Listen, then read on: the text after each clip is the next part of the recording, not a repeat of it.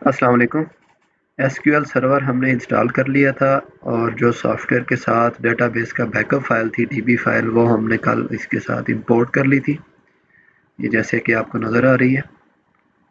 آج ہم soft where کو ڈسکرپشن میں دیے گئے لنک سے ڈاؤن لوڈ کر کے، جیسے آپ ڈاؤن لوڈ کریں گے تو یہ اس طرح رار فائل میں آپ کو ملے گا۔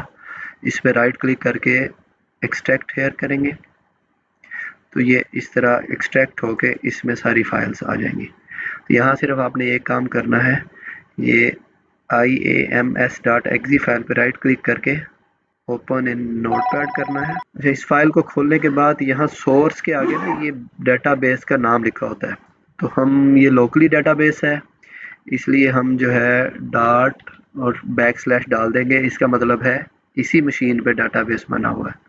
اگر آپ لین پہ کسی اور جگہ پہ ڈیٹا بیس رکھا ہے، آپ نے انسٹال کیا ہے یہ والا جو ہم نے کل کیا تھا، تو پھر اس کمپیوٹر کا نام یا اس کا آئی پی یہاں دے دیں گے۔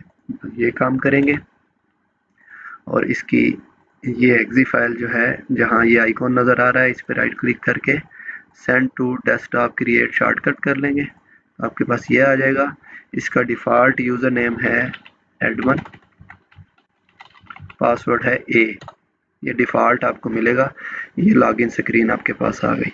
باقی مزید ٹیوٹوریل اس کے بعد، پرچیز کیسے کریں گے، سیل کیسے کریں گے، انوینٹری کیسے دیکھیں گے، کیش پیمنٹ کیسے کریں گے، کیش ریسیو کیسے کریں گے، لیجر کیسے دیکھیں گے، یہ اگلے ٹیوٹوریل میں آپ کو مل جائے گا انشاءاللہ۔ السلام علیکم ورحمۃ اللہ۔